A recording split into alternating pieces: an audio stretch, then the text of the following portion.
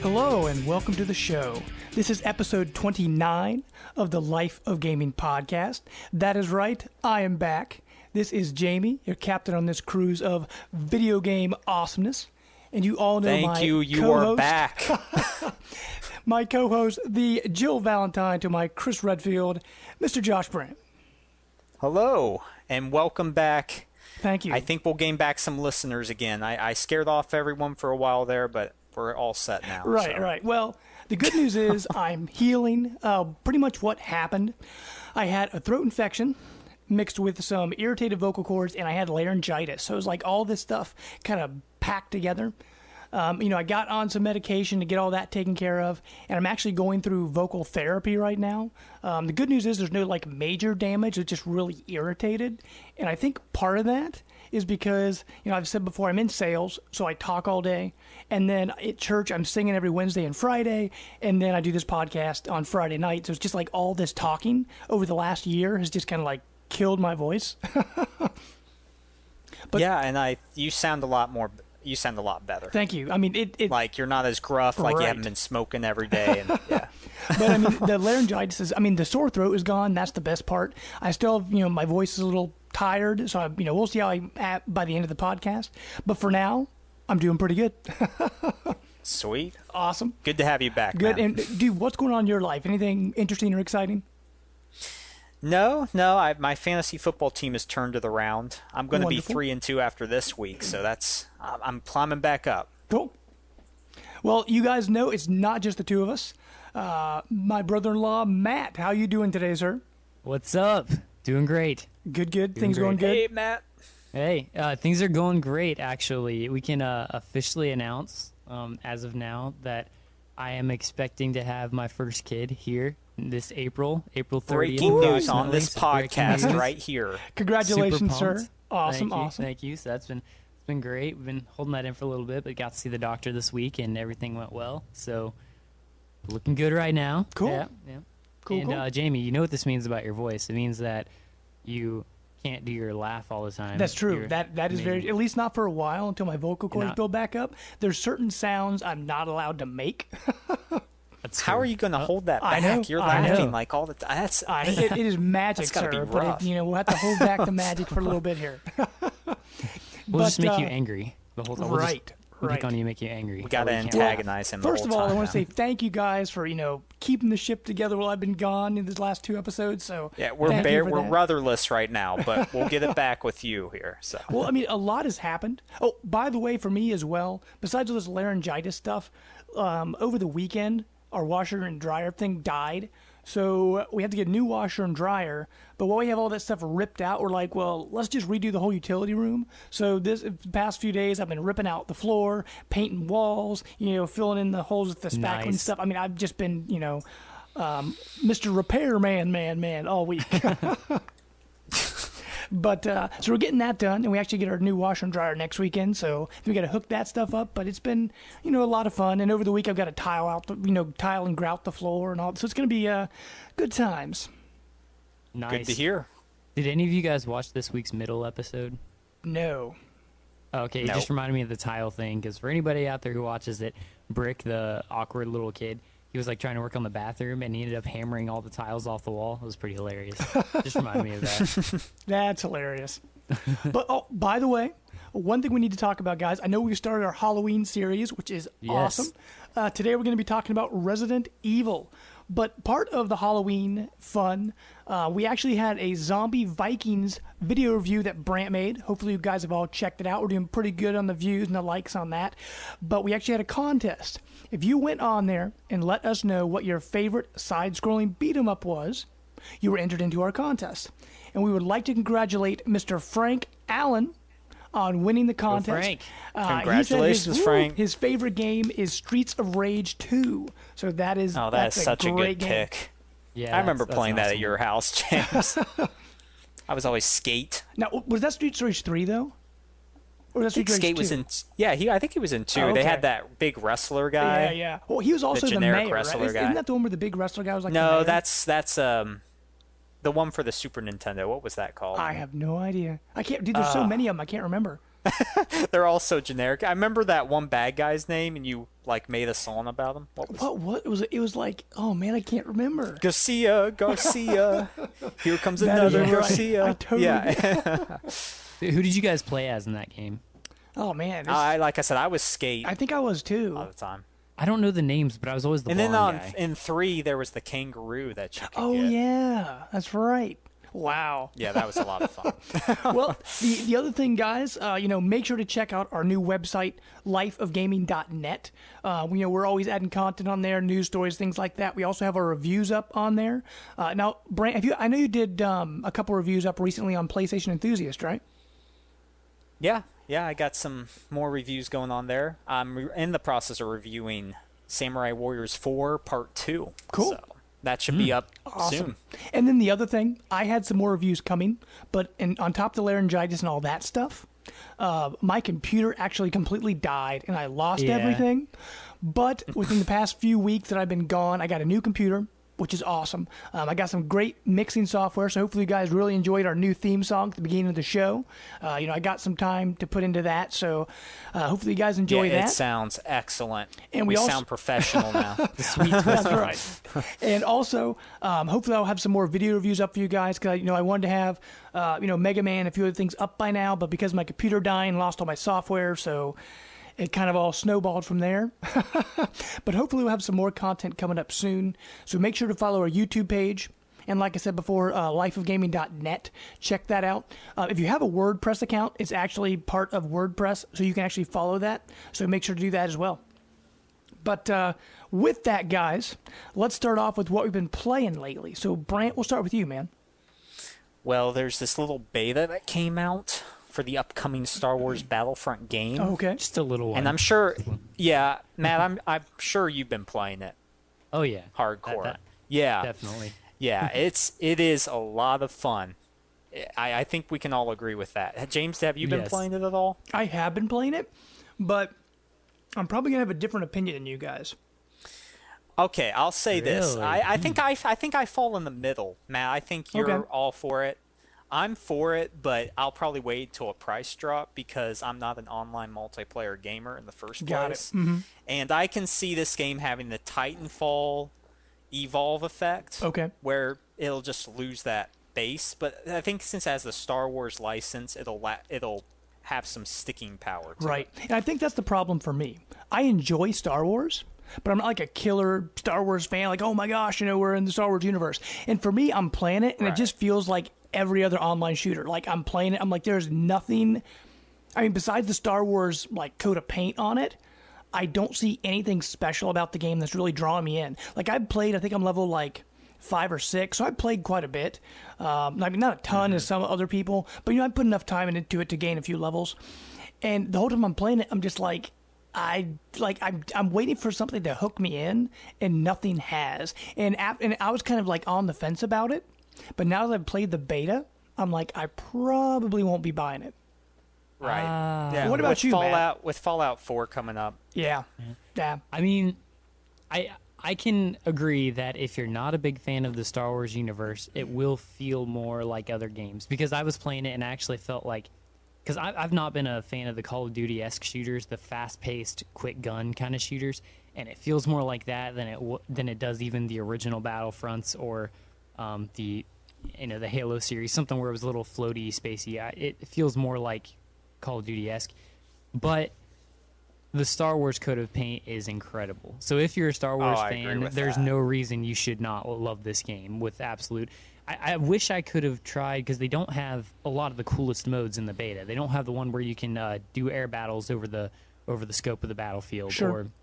or stuff like that. And those I'm really looking forward to. But I think the drop zone battles are where it's just like small bits and you're trying to go to certain escape pod points. And that's what they had. Yeah, that's what was in the beta. Yeah, yeah, those are fun. But you're right. They feel like other Pretty shooters. generic. Did you try? Yeah, did you try the Hoth battle though, Jamie? Is that's the second option?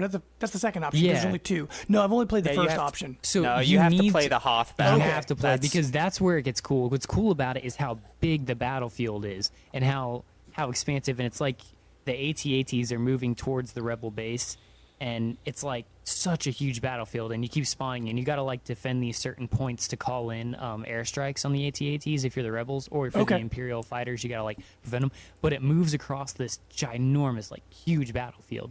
And that's the cool part about it. Right, and there's I so wish many there were, vehicles you can be. Yeah, Like, I wish it's there pretty were- snappy. Yeah, definitely. Going I wish there were, Oh, go ahead. Oh, sorry. Well, we're just excited to talk about this. Oh yeah, I know. I was gonna say I wish there were more NPC, or I wish there were NPCs because I feel like kind of like what they it's do in Titanfall.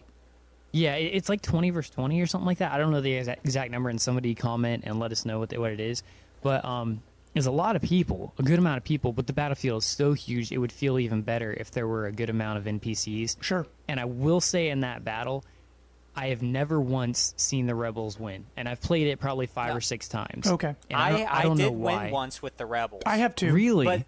But the thing is, you have to be on the perfect team. Like one Right. team Yeah. that takes to the air, covers everything. One team that's doing the suppressing fire, and then one team that's turning on all the Y-wing bomb attacks. If you have the perfect, we took out one AT in like the first time you could do it, then the second time you took it down.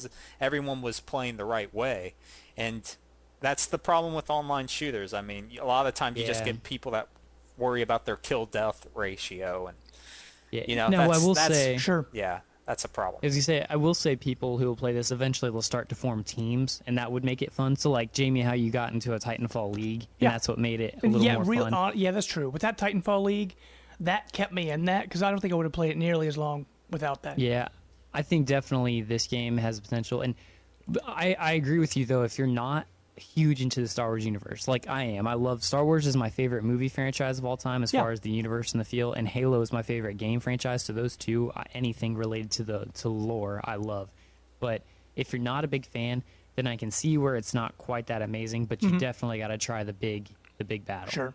Well, with that, guys, let's hop into our news section and what we call Captain's Law. I wasn't ready. Hey, hold on. I wasn't ready to give up on the games we were talking about, man. Okay, what in the world? Go ahead. No, I just need to hit on Soma. Sure. Have you guys heard of that? I guess it's not for Xbox One. It's like BioShock. You go in the it's an adventure game. But there's horror elements to it. And oh my gosh, man, to get ready for this horror series, it freaks you out. And I think the thing that works for it is that it just drops you in. You don't know what the heck you're doing. Like usually when you're in a horror game, like there's zombies, blood, and whatnot happening. But this, it's just like you get strapped into this chair because you're part of this experiment, and you get blasted off into this place where you have it's in the future in an underground city that you have nothing of what's going on, and there's these robots that think they're humans, and there's just some I'm halfway through it, and it's really psychological in that way. I can't recommend it enough. So that's cool. Yeah. Anything else? It's not for Xbox. Like I said, Samurai Warriors 4. Yeah. Part 2. I don't know. I guess I played the first one, and this one adds more features, extra fighters, the regular Dynasty Warriors thing. I will say that I like Samurai Warriors a lot better than Dynasty Warriors. The music is more period related. It's not like your butt rock you hear from like Dynasty Warriors, which is nice. Every character has, a good set of variety with their attacks and weapons. And I mean, it's just hack and slash fun. I mean, if you're into those games, you'll like it, but everybody else, it's more of the same. But I love those. Yeah, that's my guilty pleasure gaming experience. Nice. Oh, well, I do have Matt, one, Jamie. Sure. That I want to add in there. Yeah, go for it. It's not so much a game because I've been playing the original Borderlands a lot again, but I've been listening. I finally got a chance to listen to Hunt the Truth. Yes, I've been listening to that as well. How far are you? I am. I think episode 8 or 9. Okay, in one day, not actually about 2 days. In 2 days, I went through all of season 1 and caught up to the current part. Cool. So, but it's really good. Awesome. Yeah. I think if you're a Halo fan and you like the lore at all and are interested in the story coming into Halo 5, you must listen to it. But I think like I was hoping it would give me more of a hint as to what's going on with the Master Chief. Maybe this season is going to a little bit, but season 1 didn't really. By the end of it, you didn't really see so much of what was going on with the Master Chief directly, as much as like the colonies and the whole like human, like UNSC, like the human where humans in space, like that whole alliance or whatever is like where everyone lives. Because the colonies are a little bit like going crazy, but like I wish I learned more there. But it is incredible. Hunt the Truth, is that like a TV show? No, what it is, it's a podcast. It's like an old-time radio show kind of deal. Yeah. Where you're following this journalist as he's trying to figure out these secrets of, Master Chief. Master Chief, yeah. It's pretty cool. And he's also discovering more about ONI, which is the, I forget. Office of Naval Intelligence. It's like the CIA or, like even worse than that of the Halo universe. Yeah. And they do a lot of shady things, and they're the ones that created the Spartans, but like nobody knows how they did it, and they do a lot of shady things all the time. It's really cool the way he's discovering these things, but I was really angry at the end of season 1, and you'll see why. Okay, well, I'm not there yet. Yeah, you'll see why. But Don't season spoil it, 2, Matt. season 2 is a cool twist, but I wish if season 2 was more like season 1 in the style, because season 2 doesn't do as much of a news reporter who finds all this information type style. It's more like just an audio drama. Oh, and I wish okay. it was more like season 1, but it's still really good. Cool. Well, have you been playing anything else besides the Star Wars beta? No, just Borderlands and a little bit of Castle Crashers. Okay. And I believe I popped in Costume Quest, but I didn't actually make it more than That's like a great 5 game. minutes into it. Costume Quest time, 1 so. or 2? 1. I still got to get on 2. See, 2 I had on the Wii U, and there were like major issues with it when it launched. And so I haven't really, I played through it and enjoyed it, but now that they've patched it, I'll probably go back and play it again. I still and the need new to play 1. Dude, it's great, man. You have to play Castle Crashers. It is. It is Yeah. awesome. And the new Xbox dashboard came out to preview members, so I've been messing with that. And I like it. I didn't get my system bricked like a lot of people did. Cool. So Well, that's a good I like sign. it. Yeah. Well, for me, I've actually been playing, quite a bit. I finished Halo 4 for the first time ever. And I actually, I know we had our Halo podcast a while ago, and at the time I said I never played it.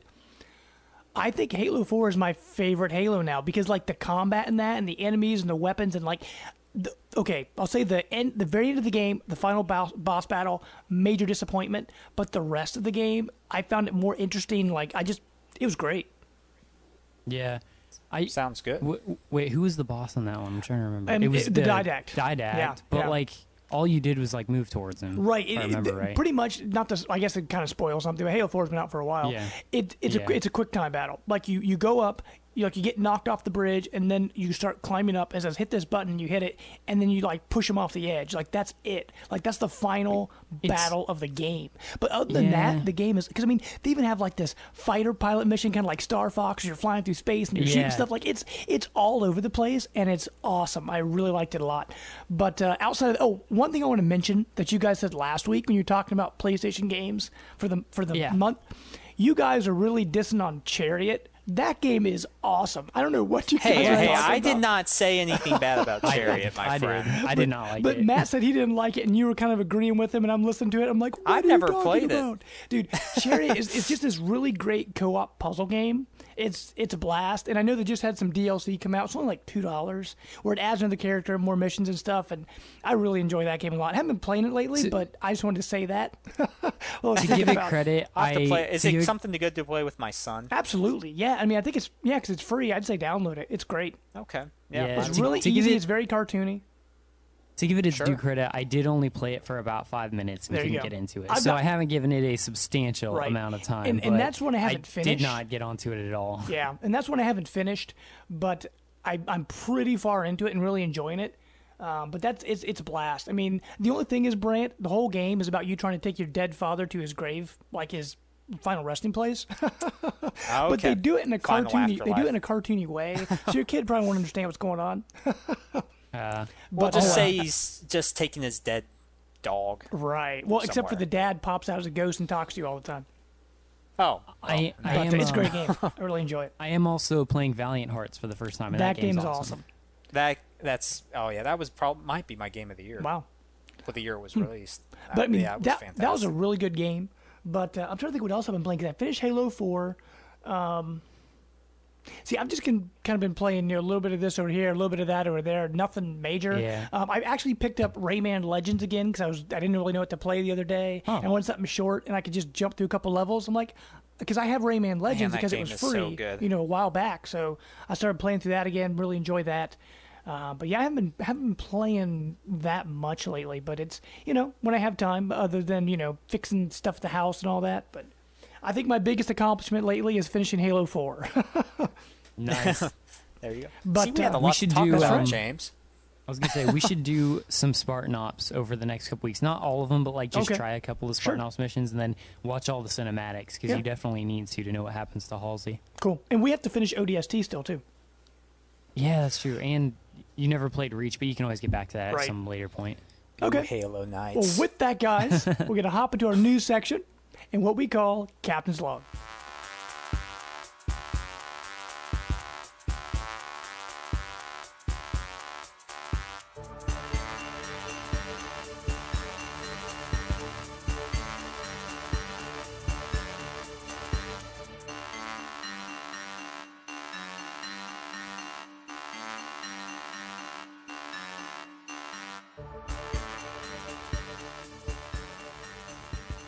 Okay, guys, since I am back. Oh, wait! I want to talk. I'm Right. just kidding. Since I am back, we are going to talk about our Xbox news first. But okay, Get the worst out of the way. That's I'll right. say it. Okay, Matt, Oh. would you rather talk about Rise of the Tomb Raider or Halo 5? I mean, We that's know what just- he's going to I- pick.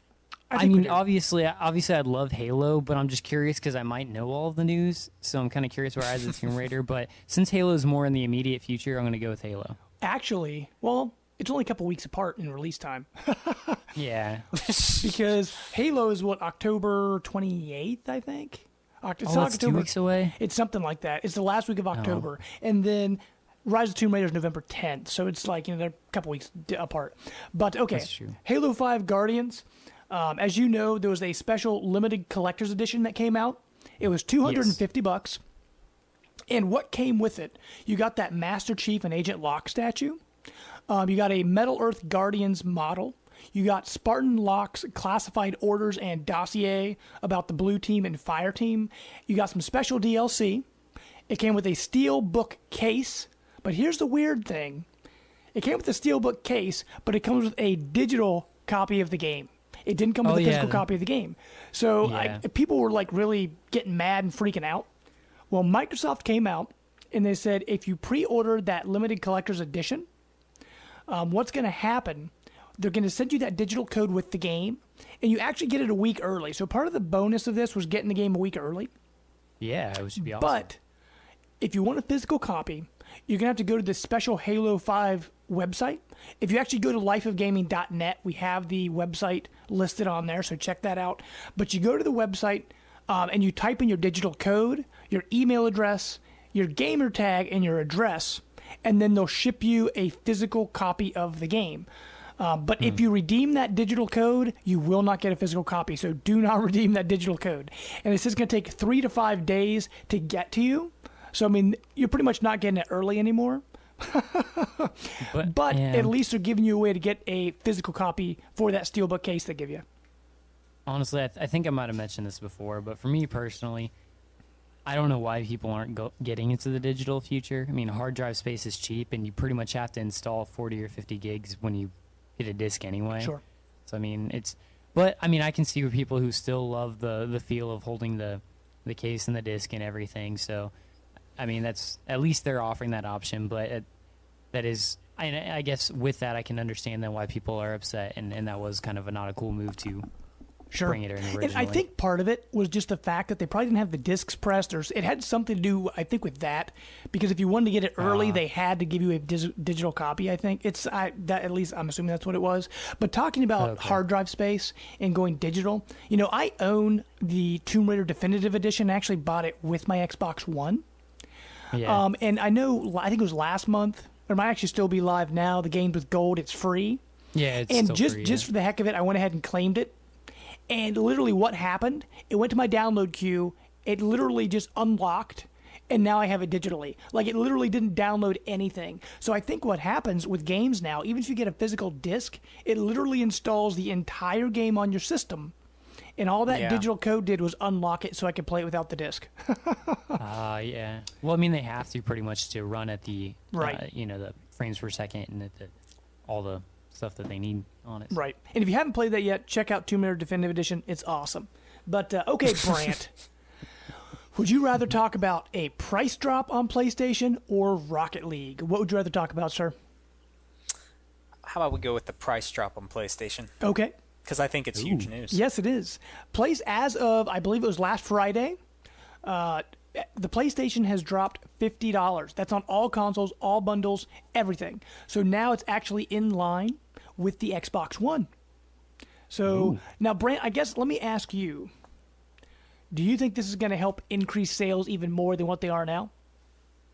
Well, there was this other news article that came out, and now I guess Phil Spencer is saying something along the lines of they don't see themselves actually ever catching up. Right.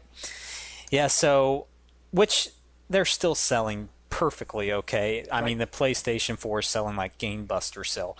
But, I mean, it can't hurt PlayStation's cause. I mean, there's also a rumor that No Man's Sky might be coming out secretly like in October or November, which would be crazy. Because that would actually be something to compare with Halo. You know, you release it around that time. You have, last thing I heard about No Man's Sky was that they were delaying it so they could make it a launch title for the PlayStation VR. Yeah, and that's a possibility. I mean, there's a bunch of rumors going around. There's always you can't rumors take anything. Yeah, you can't take anything seriously. But just, I mean, the PlayStation. The only way Xbox they would have to take 2 out of 3 of these months to really have a legitimate chance to even catch up, and it's trending in that direction that it's not even going to be a possibility. And I think PlayStation's just trying to get it down to show some good graces, because I mean, Xbox exclusive lineup is frankly better in the fall. So let me ask you, Brant, real quick, why do you think they timed it to do the price drop now and not wait till like Black Friday when the big holiday season to really get people talking about it? Because if they do it now, I mean, it's still a month till people really start, getting into their Christmas shopping. Why do you think they did it now? Well, I think to, in turn, just show in good graces, hey, we're serious about this. We don't, I don't think it comes across as desperate, but I think it's just more of, hey, we're here for the customers. We're consumer friendly. We want to match what the Xbox One is now. Got it. And I mean, like I said, it's not going to hurt their chance. They probably could still sell it for $400 and be fine. But well, actually, for me, I have no money for a PlayStation 4. However, right now over at Taco Bell, if you get one of those $5 box meals, it comes with a code where you can enter to get a gold PlayStation 4. So every time I've gone out to lunch over the last I think twice. I've gone to Taco Bell twice in the last few weeks and got one of those boxes, and every time it says, "You are not a winner." But I thought I would try. But hey, I think, someone wins every 10 minutes. 15 minutes? That's what it says 10, on the box. 15 minutes. Well, Matt... sorry. I was going to say, I definitely think that everybody knows at this point Xbox isn't going to catch PlayStation, at least within the meaningful part of this generation. Kind of like in last gen, I think PS3 caught Xbox 360 like right at the end when we were getting ready for the next systems, and I think if anything, that would be the only time when. But I think it's just probably business wise, Sony's realized that they've sold as many as they're going to sell, or not as many as they're going to sell, but as far as for selling the most systems at this price, and they realize that chunking it down $50 or bringing it down $50 is going to maybe give a nice little boost again. So it just makes business sense. After so long, things just go down naturally. So I don't think it has any sort of desperation or anything to it. Mm-hmm. Right. Plus, parts get cheaper and stuff like that. So yeah. But okay, Matt, on the Nintendo side, would you rather talk about Super Meat Boy or Hyrule Warriors? Hyrule Warriors. Okay. Well, recently in Famitsu, they announced that on Hyrule Warriors Legends, the 3DS version, they're going to have Skull Kid and Phantom Ganon as playable characters. Ooh, That's that'd be actually fun. on top of what they've already announced. They're adding Toon Link, Tetra, and the King of Red Lions from Wind Waker into it as well. And they've also announced that if you have the Wii U version and the 3DS version, that Toon Link will transfer over to the Wii U version, but they haven't said anything else about the other characters. But I'm assuming they'll be paid DLC. I mean, that's my guess anyway. They actually had a really good season pass on that. But one other thing, the producer of the game, Yosuke Hayashi, he had an interview with 4Gamer where he said that the stereoscopic 3D will only be available on the new 3DS. If you have an old 3DS, the game will not play in 3D. They said that's mainly due to the processing power issues because they wanted to match the Wii U version and have as many enemies on the screen at one time. So they can't take away that processing power to make 3D work on the older systems. But, I mean, I know that's not really a big problem because most people that buy a 3DS, they're buying it for the games, not the 3D. Yeah, that's cool. I mean, I never actually got Hyrule Warriors or bought it for the Wii U.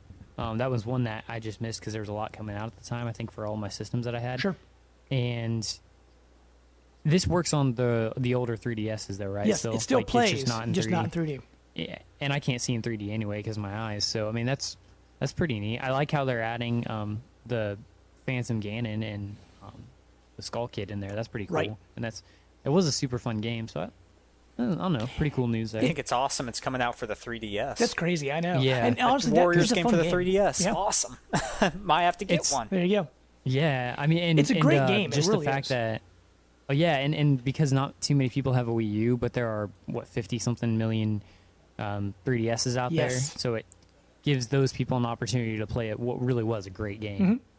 And honestly, for me, I have it on Wii U, and I've kind of went on to different Facebook groups and kind of asked people, are you going to double dip on this if you already have it? And most people said no, and I don't think I would either. I mean, I already get the full experience on my Wii U, but if I didn't have a Wii U and only had a 3DS, I would say absolutely pick it up. It's a good game. Sure. But Yeah, what's the Super Meat Boy real quick, news? Just sure. curious. They said that it may be coming to Wii U. They didn't announce it, but I thought it was out for the Wii U. No, not yet. It's only on Xbox 360, PC, PlayStation 4, and Vita. But on their website, they actually wrote in the description for the game, it says, to the fans we're still excluding, I'll leave you with this. We haven't forgotten about you. And it's the letter U. So most people think that it's coming, and actually the way they spell we is W-I-I. So we haven't forgotten you. So most people Nice. think it's coming to Wii U. They just don't Clever. know when. So who knows? That game is fun. Have you guys I played have it? not. I've always wanted to. It was neat and a great idea, but it was, I don't know why it was just It's ridiculously brutally hard. difficult. Yeah, I was gonna say. but- So that's kind of what turned me off a little bit because it was so hard. Sure. But it was. Yeah, I like it what was those fun. guys. I forget who the developer is, but I like their games that they release. Yeah. They did Just the Team Binding Meat. of Isaac, which is fantastic. Oh, that one I've wanted to get on because you've been talking about that for forever. And that's Oh, pretty yeah. much on every Yeah, system under I the sun, highly even the recommend it. 3DS. So that's everywhere. But real quick to hop into the third-party stuff, just a quick note just to throw out here. On here, we're always talking about Tales of the Borderlands and Life is Strange, both awesome games. The final episode of both of them, so the final episode of Tales and the final episode of Life is Strange, is coming out October 20th. Just wanted to shoot that out there, so all those episodic game lovers, check it out. It's going to be awesome. Tales of Borderlands is on sale right now. Yes, is it worth picking up? Pick it up, 100%. Oh, yeah. And Oh, actually, yes. the Definitely. first episode of the game, they've made it free now. It's free. So if you Yeah. haven't played it yet, I play the downloaded first it. episode. Haven't played it yet. It's so good, dude. I was It's so I good. guess I could with see. obviously not going to say any spoilers, but I was so upset with what happened in episode 4 to a specific person that I know. So that's just It's so good. That though. I was so upset, but it is a great series. It's I'm really interested to see where funny. they go with It's episode like 5. they take the Borderlands feel and they make it work in a different type of game. It's just great. But Oh yeah, it's like all the Borderlands comedy. right. So Brant, would you rather talk about Far Cry or the most anticipated games of this holiday season? Well, I know it's about Far Cry Primals, but I'll choose the most anticipated games. Ooh, interesting choice. Real quick, just to drop out the Far Cry story, Ubisoft announced Far Cry Primal. It's going to be a new Far Cry game set in the Stone Age, and you fight like saber-toothed tigers and mammoths and things like that. It's gonna be pretty cool. But on the most anticipated games list, Nielsen Game Rank, they created this poll, and they collected data from 4,800 gamers between the ages of 7 and 54. And this poll ran between August 24th and September 19th. What they did, according to the study, they measured the overall anticipation level among gamers on each platform based on a combination of several key measures, including awareness, purchase intent, and consumer rating. So that's kind of like their description of it, and they kind of let us know what exclusive everyone wants to play. On Xbox One, they only announced one game, and it was Halo 5 Guardians, most anticipated game of the holiday, which is kind of expected. PlayStation 4, it was Uncharted, the Nathan Drake collection. But I think that's really the only big exclusive releasing between now and the end of the year, right? On PlayStation. Well, if No Man's Sky comes out, yeah. but If that. other than that, Sure. that's about it. I'm trying to. There might be one more. Just can't think of it. Well, on the Wii U, Yeah, I'm not sure. the most anticipated Yeah, that's game, one. this one was kind of interesting. It was Yoshi's Woolly World. But if you look at the I could see look that. at the Wii U releases, they cut a lot out because Star they cut out Fox. Star Fox. Well, that's not that was the Star big Fox is one. delayed. But the other on the list they had after that second place, this is very strange.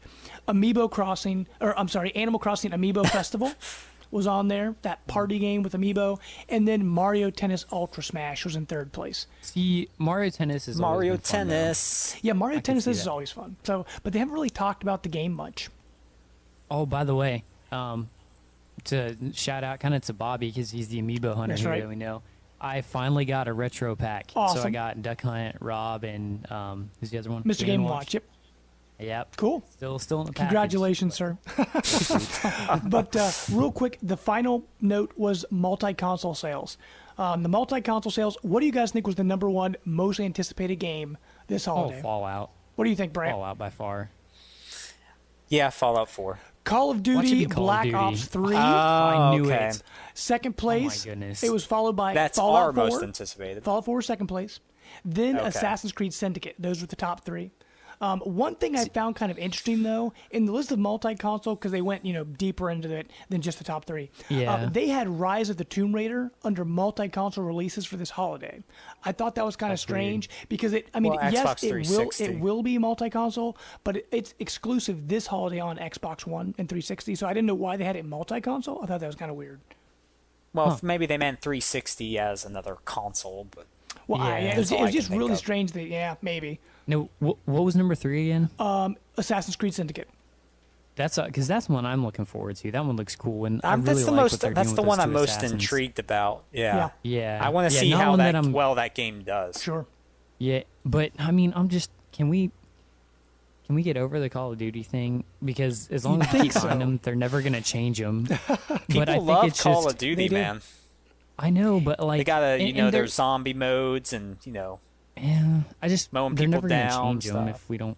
Right. stop Right. buying. I don't know. by- It's mostly a younger audience who generally loves them. We'll admit, and I don't know. But by the Or way, at least the people man, who play them all the it's time. rumored right now though that a future Call of Duty is going to be online only, kind of like what they're doing with Rainbow Six and with this new Star Wars Battlefront, and how it's popular to do online only games and evolve, and so it'll be interesting to see how that does.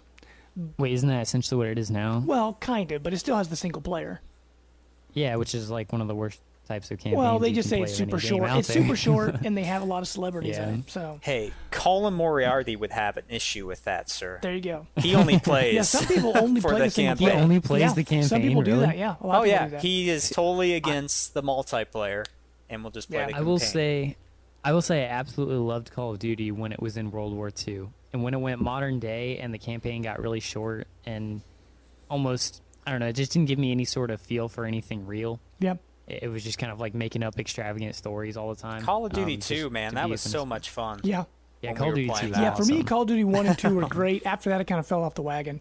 But real quick, guys, we're going to hop into our money-saving news section that we call My Two Cents. Right now on the Xbox, over at the Microsoft Store, if you buy stuff on the Microsoft Store or the Microsoft Store online, you get a free copy of Assassin's Creed Unity and a physical copy of Project Spark with Xbox One's Madden bundle. Although Project Spark, they just announced it is free for everybody. But so I'm kind of curious what's going to be on the physical disc. If you get maybe some more DLC or something, I have no idea. But that that's on there if you want to get a copy of that. Over at Best Buy, right now you can get a $15 credit if you purchase the Agent Lock Xbox One controller, the new one that just came out. Ooh. So you get a $15 credit for that. Over on Newegg.com, you can get a 12-month Xbox Live Gold subscription for only $35. So that's not too bad. With that, you have to use this code. So make sure to write this down. You have a pen and pencil handy. It is EMCKAAT87.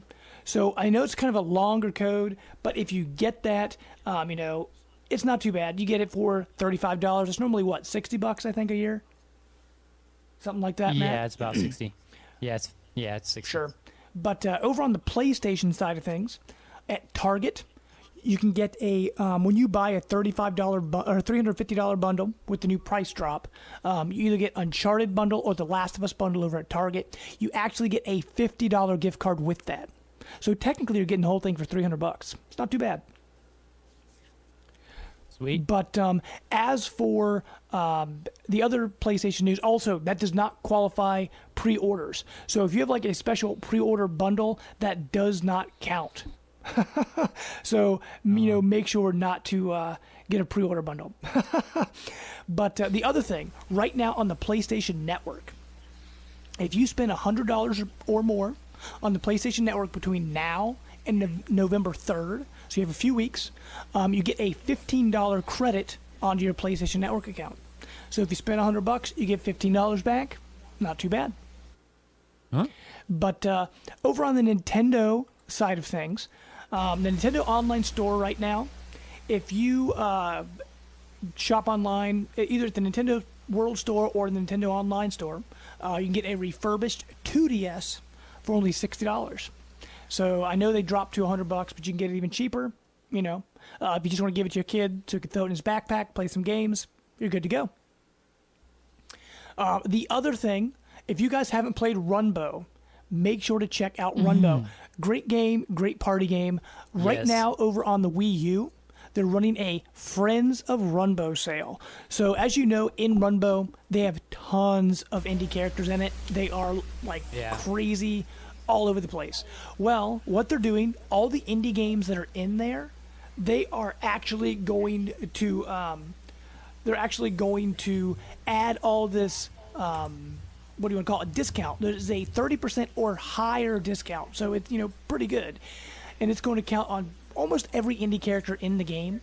It counts for Chariot, The Fall, Bit Trip Runner 2, Scram Kitty and his buddy on Rails, Tesla Grad, Sports Ball, SteamWorld Dig, Mutant Mudds, Zeo Drifter, Azure Striker Gunvolt, Guacamelee, and Stealth Inc. 2. So Zeo Drifter's good. There's so many good games on there. So if you have Runbow and you have a Wii U, this Friends of Runbow sale, check it out. It's actually really awesome. I can't remember how long it's running for, but I mean, there's so many good games on there. You get at least 30% off, if not more.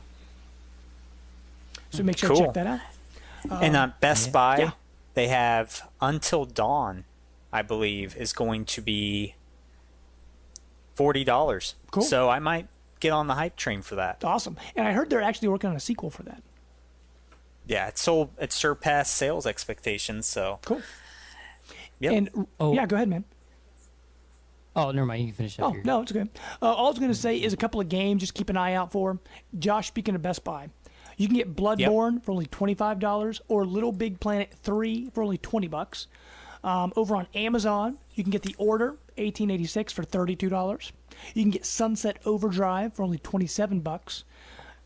And if you're looking to pre-order some stuff, right now, Rise of the Tomb Raider, if you pre-order it, it's only $50 to Prime members on Amazon.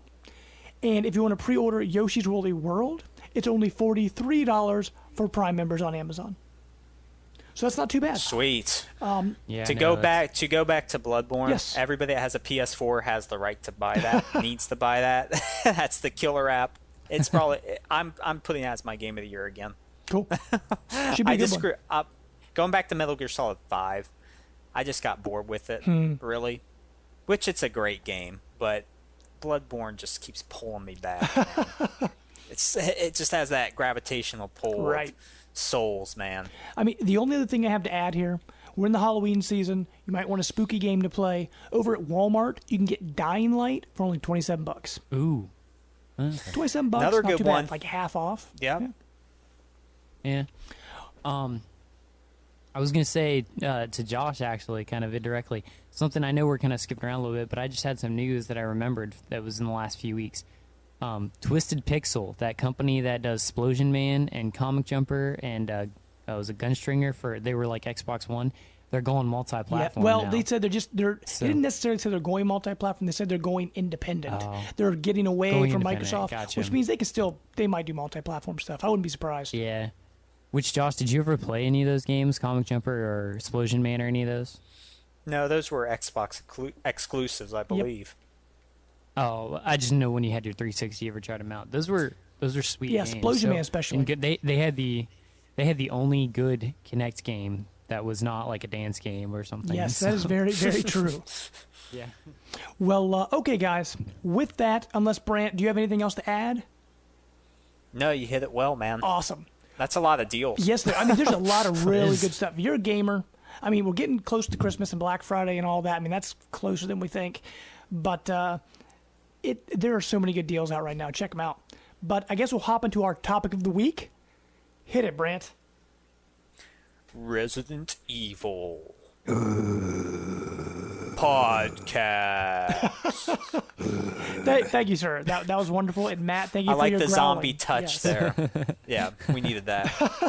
Well, as you guys know, as we started last week, we are now in our Halloween scary game series, and for our first game episode, we're going to talk about Resident Evil. We figured we'd start off with a big one, so Just the pinnacle of horror for video games. zombie I mean, Sure. it Yeah. set Zombie, so many staples in the horror series.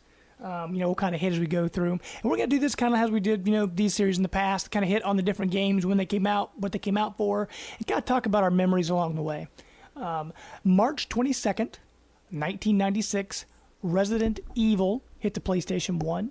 In Japan, that's Resident not Evil. in Japan, it's actually called Biohazard.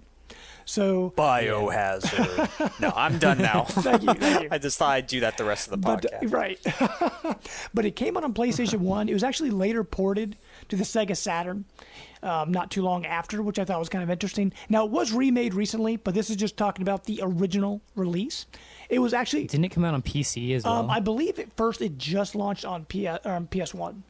It may have hit Okay. PC along the road, but it was actually directed by Shinji Mikami.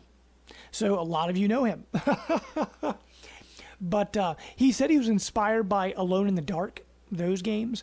It was also very popular for its, at the time, realistic graphics. But it had kind of like a tank. It Yeah. had tank controls. Because what it did, it had kind of like the environments were not 3D rendered. They were kind of like, what do you want to call it? Almost like a graphical wall, like a painting almost. And the character models were Yeah. like 3D, and you sort of walked around. But it was Blocky 3D. like a tank. Yeah. Yeah. But I mean, the series, what it really established a lot of stuff. It established like an inventory system, so you could only store so many things. It established, the crazy puzzle solving. It had that typewriter save system, so you could only save so many times.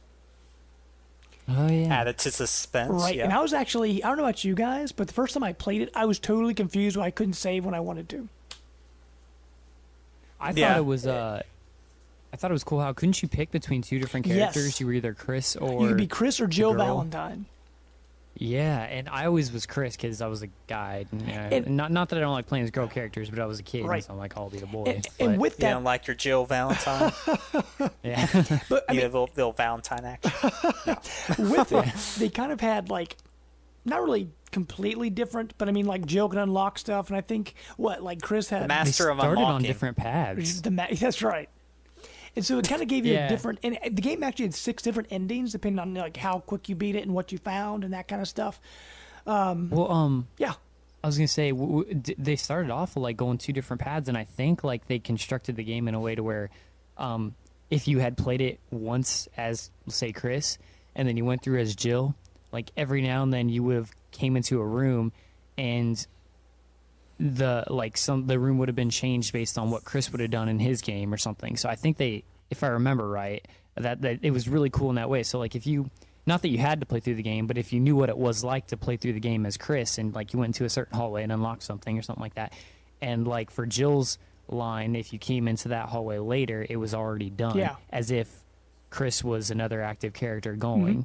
You know, if I remember right, which that was really cool at the time for '96. That was and awesome. like I said, it's so many like staples in the horror series. And only 2 years later, January 1st, 1998, Resident Evil 2 came out, and that was also on PlayStation 1. It was later ported to Nintendo 64 and the Dreamcast. So, you know, it was on multiple systems, although everyone always kind of thinks of Resident Evil, they always kind of think of PlayStation. And this one was actually directed by Hideki Kamiya. You know, he's the guy that's really popular over at Platinum Games.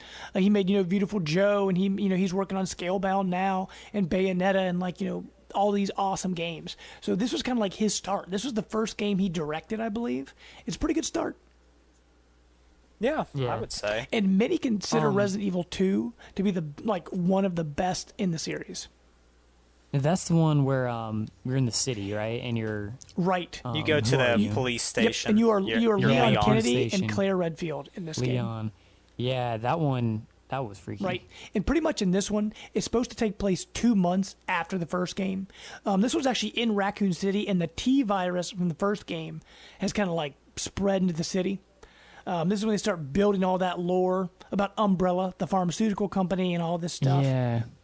Now, one thing I remember about these games, and if you've played an old PlayStation game, you'll remember it, is that the opening cutscenes were live action. Like, they filmed them. And then it went into the game to where everything was like modeled and stuff, because back then you couldn't have cinematics at the quality they do now. And I remember it was so interesting because you'd see like on like Resident Evil 1, you'd see the field and it was Chris and Jill and they were like running into the mansion, and then all of a sudden it turned into this like blocky, like computer blocky mess. World. Now that was funny though. Funny. The overreacting in that, the horrible voice acting in the live action. It was hilarious. It's just hilarious to go back to and watch. Yeah, and any like original PS1 game that has live action scenes that were filmed for the cinematics, it's always hilarious to watch. And you can forget the voice acting.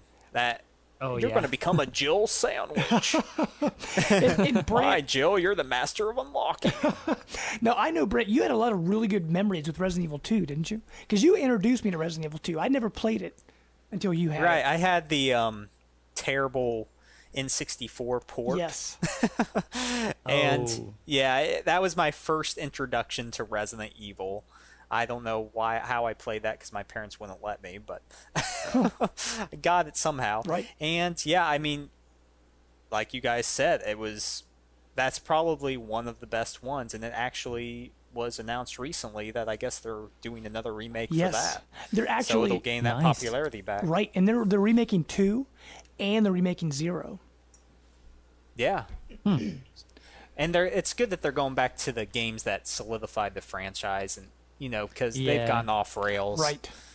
And they just need to go back to what's good. I was gonna say, can they remake 4, or did they already remake 4? I thought they did that for. Yeah, because 4 was the one that I know a lot of people see as their favorite. They have done so many remakes of 4. It's insane. Well, Brant, you were kind of talking about going off the rails. The first game where they started getting away from the horror element and start going toward the action element. A lot of people say it was at Resident Evil 3 Nemesis. That came out in September 22nd of 1999. What was happening with that game? It was supposed to be just like a spin-off. It wasn't supposed to be its own game. But PlayStation 2 was about to launch. And so what happened, they decided, let's just make it a numbered series, a numbered entry. So they made Resident Evil 3 Nemesis into its own numbered entry. With this one, this was also created by Hideki Kamiya, and it was produced by Shinji Mikami. So it kind of took the two people from the other games and stuck them together to make this game. But this one was actually considered the first one that had action-oriented gameplay versus the standard tank control horror elements. So they started kind of, backing away from that. And this one actually took place kind of before and after Resident Evil 2. It was kind of like happening at the same time. And in this game, you had Jill Valentine. You were Jill Valentine in this game. She was voted as the #1 Resident Evil character. Really? She was. Yeah, she has such a high impact in that series. Yeah, she does. Leon was number 2, I believe. Yeah, and Leon, everyone always wants Leon back. People forget about Chris. Yeah, no one cares about But Chris. I mean, now all I remember from Resident Evil Nemesis, Punching boulders and all that. All I remember, we'll get to that. Resident Evil Nemesis. All I remember is the Nemesis. Like, you couldn't kill him. He just kind of like came after you, and you couldn't stop him no matter what. And that was part of the fear aspect of that game, was that you had this giant hulking beast guy that you couldn't ever kill. I mean, you could slow him down, make him turn away, but he would never go away. It's cheap because they force you to waste all this ammo, and you don't realize you can't kill it. Well, I mean, it's like it was the second game I had ever played after that Jaws game for the original Nintendo, to where you got to a certain area and somebody could, like, there's no way to actually defeat him, and it definitely freaked you out, and that was like what made it kind of interesting, right? I think. Sure. But the first game that was not on PlayStation, like, it didn't hit on PlayStation, because everyone always thought Resident Evil was a PlayStation series. In February of 2000, Resident Evil Code Veronica came out. Now, it actually came to the Sega Dreamcast. It later came to PlayStation and GameCube, but it started its life as a Dreamcast game. And this one, it was focused on Claire Redfield, Chris Redfield, and Steve Burnside. And they were stuck at like this, there was a viral outbreak in Antarctica. So that's kind of like where that game was set. And this was the first game where, unlike the other Resident Evil games, it didn't have pre-rendered backgrounds. It was the first game where they made full 3D environments, a full movable camera. I mean, you can kind of see the game grow over time. And I know I've never played Code Veronica. I don't know why. I had a Dreamcast. I absolutely loved my Dreamcast. But they're just, I don't know what it was. I don't know if because I thought, it's just a spin-off, I don't want to play it. But, and no, Matt, you never really had it. Have you ever played a Dreamcast, Matt? I played a Sonic game on a Dreamcast, and that was because when I was like 9 or 10, my babysitter had a Dreamcast, and I was like all I got to play. But no, that, and I played some games that were off the Dreamcast, like Crazy Taxi. That was on Dreamcast. Yeah, right? Dude, that game. Oh my gosh, Crazy Taxi was so good. I got to play the remake of that later, I think. But that was I never really played. See, much. for me, just going off on a side note tangent here, the Dreamcast was so good. I loved, like you said, Crazy Taxi was awesome. Super Monkey Ball was awesome. Jet Grind Radio was on there. The Sonic games, I actually really enjoyed those. Sonic and Sonic 2, where they introduced Chaos for the first time. And there were so many good Dreamcast games. But now off that tangent. I always got to talk about my Dreamcast love. Back to horror. But now, Brant, the best system ever, right? This game, I have such fond memories of this game with you because it was March 22nd, 2002. The remake of Resident Evil 1 came out on the GameCube. It looked fantastic because they kind of changed the gameplay mechanics so it wasn't so tank-like. They added more story details. They added additional areas for you to explore, new enemies. And I just remember, wasn't this the game where it was me and you literally stayed up the entire night and we played through the entire game? Yeah, I think that's the only game that, except for GoldenEye, that I ever stayed up all night just playing at your house and freaked out as that old hag lady with the thing on her back was in the tunnels coming. Oh my gosh, man, that was I just remember something else. It looked gorgeous. I remember when you wanted to show off how good video games could look, you showed off the Resident Evil remake. It was just that good. Yeah, it's amazing that was for the GameCube. I know. The little system had some power. It was fantastic. I mean, it later came to Wii, and like we said before, the remake came to PS4 and Xbox One. So, I mean, it just recently came out. If you have not played the original Resident Evil... Yeah, got to go out and buy it. You have to. You owe it to yourself. Play it. It is like, there are certain games in history really good. You just have to play, and the original Resident Evil is one of them. See, I've never played the remake. I just played the PS1 and that's version, sad. Which is blocky and stuff. I got feel the sorry for you, experience. sir. It's not the same. You got all the corny bad. elements, But actually, one Resident Evil game that most people just forget about and don't talk about, but I thought it was great. And up until recently, it was a Nintendo exclusive, and that's Resident Evil 0. It came out in November of 2002.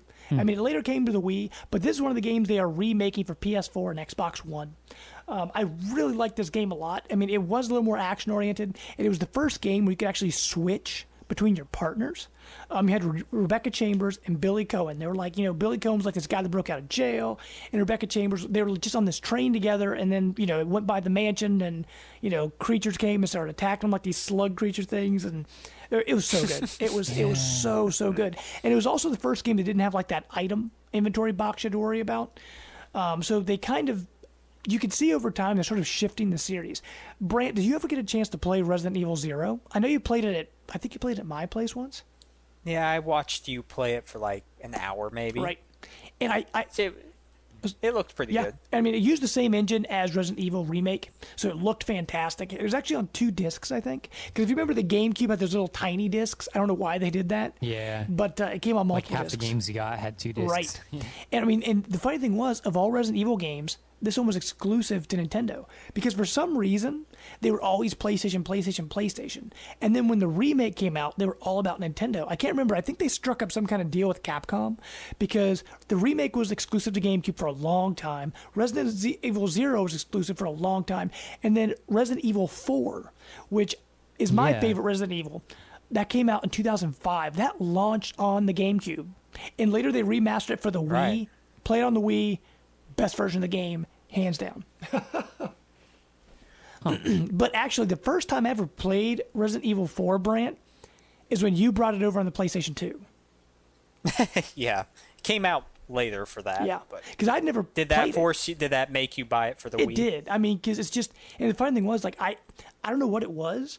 Like, I really enjoyed Resident Evil, but at the time, I think other games came out, and I felt like I'd fallen off the Resident Evil train. But dude, 4, amazing, so good. And wasn't that the last really horror-centric one? Actually, I guess, like, where it was really that was centered the on the first. horror? Well, I'd say yes. It actually, to me, I don't know about you, Brant, I felt like it had the perfect balance between horror and action. It did. It struck it perfectly, I think, because you fought some real. When you first go into the village and they're burning some sarcophagus, and then they, just the chainsaw guy with the bag over his head. When you hear that chainsaw first start up, you're like, what in the world is going on? Then you open this door and he's just standing there rushing towards you. Dude, it was terrifying. I mean, the chills. And then you go to that cultic place of the church and there's these weird guys. Yeah, it was really scary, so good. actually. I mean, that game was just, oh man, it was so awesome. And holds up well. Yeah, it does. Like you said, didn't they remake that? Was that on PS3 and 360 they remade it on, or was that on, I can't remember. Yeah, it's on PS3 and 360. Gotcha. And so you owe it to yourself to get that too. Right. And that one actually starred Leon. So people that love Leon, he's back. The whole game you're trying to save the president's daughter. That's kind of like what happened. And it wasn't the T virus. She was annoying. Yes. And it wasn't the T virus. I can't remember what it was called. It had a weird I remember the name. group was called Los Plagas or something. I don't know if that was the name of the virus. That's right. And it was really bizarre because like people's heads would pop off and these long like what do you call it? Like almost like tentacles, tendril things would come up. Weird. It give you nightmares. So wait, it's pretty dark. Yeah. How many different viruses are there in that? The T virus, series? the G virus, and then they've got whatever this Los Plagos thing is. See, I think I played a lot of the originals, but I had played them later. I think I played the original Resident Evil I played, but the rest of them I played a little bit later. So I think I just got off the train at like, I never played 4. Right. I never played Matt, Veronica. Here's where you got back on. It just got so confusing. In 2007, November 2007, they released Umbrella Chronicles, the Wii light gun shooter, which you guys talked about last week.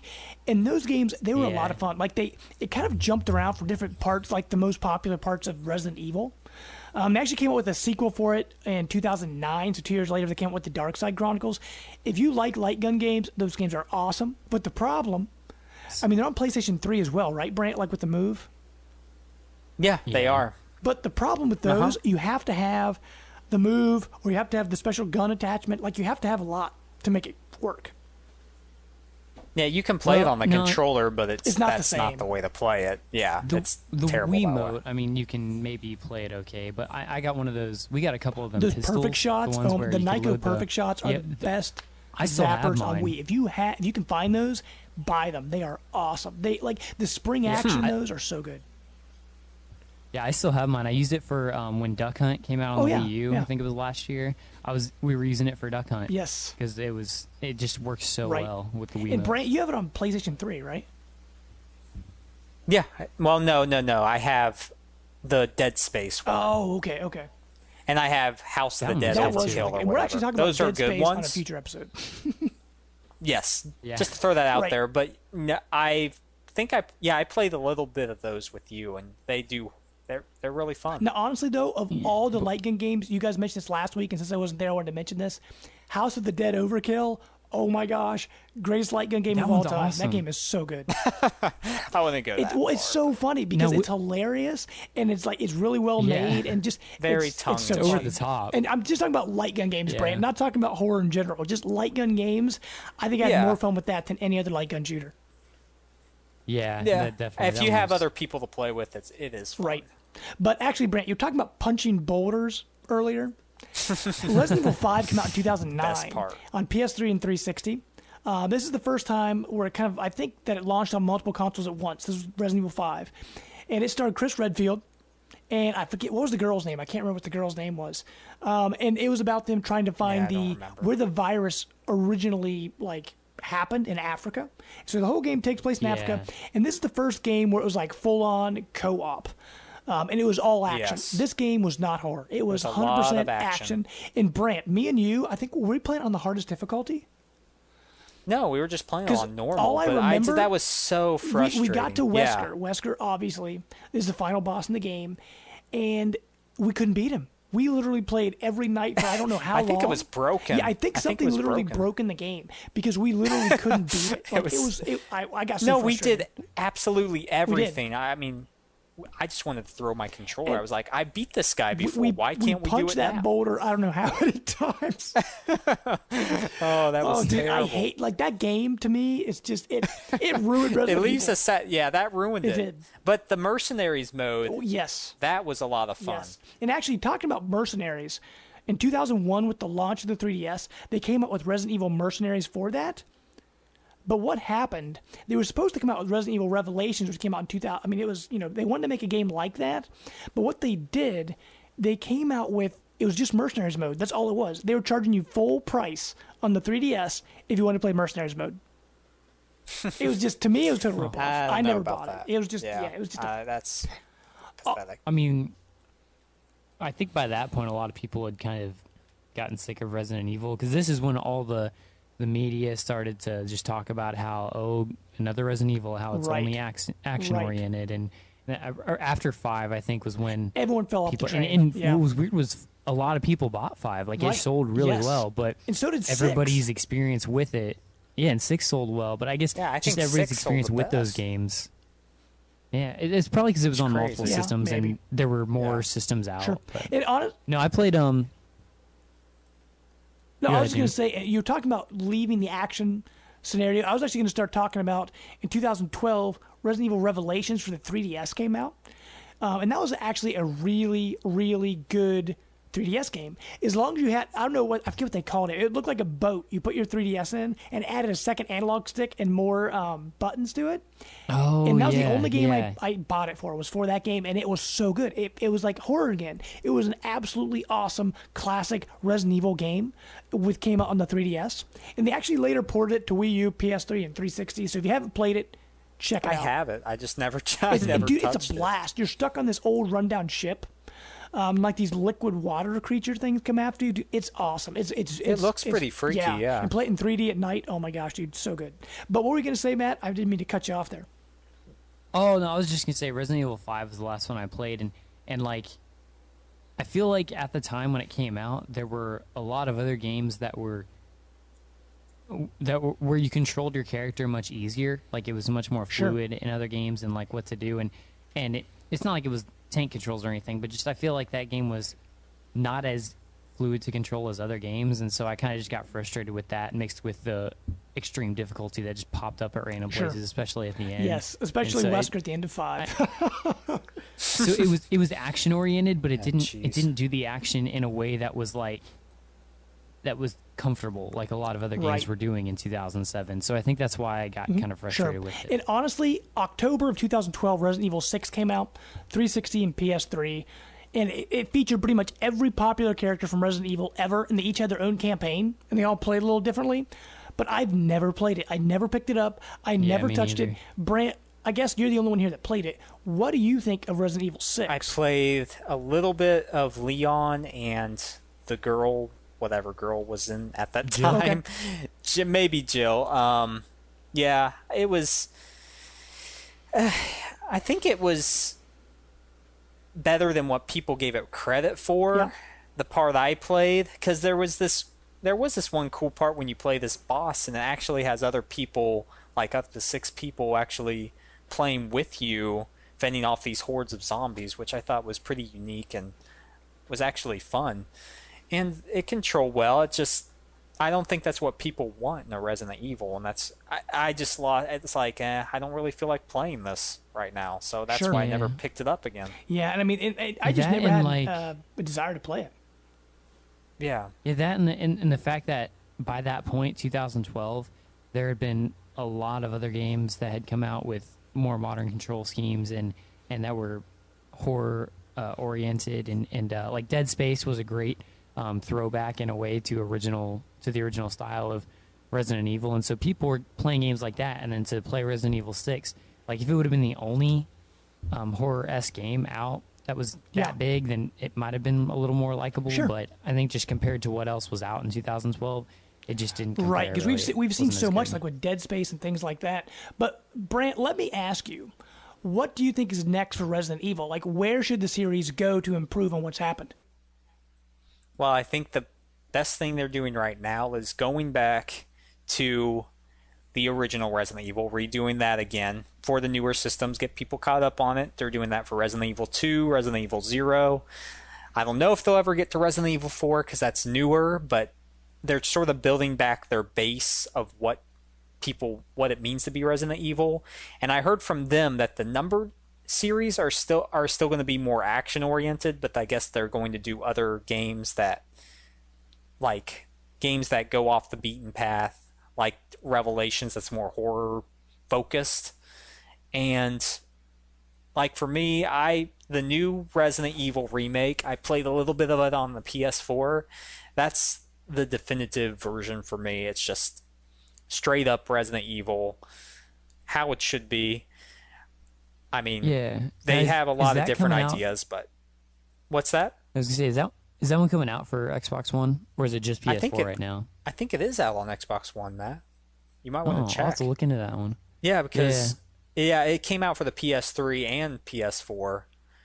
So, yeah, I downloaded that, and I haven't really played them. There's been too much more to play, but I'd totally there's love a to go lot. back into it, and I think that's where it needs. Personally, for me, that's where it needs to go. What about you, Matt? Yeah, I mean, Matt, what do you about think? man? I think actually the whole time we were talking about this, I just feel like a Zombie U type game in the middle of the Resident Evil universe would be Okay. very cool. And I mean more specifically, I know Zombie U came out on PS4 and Xbox One, like Zombie. Yeah, or just is called that already Zombie, out? yeah, Or I just don't called know. Zombie. Yeah, and I know people aren't liking it as much because everything that made it good, with the fact that you could never pause and things like that.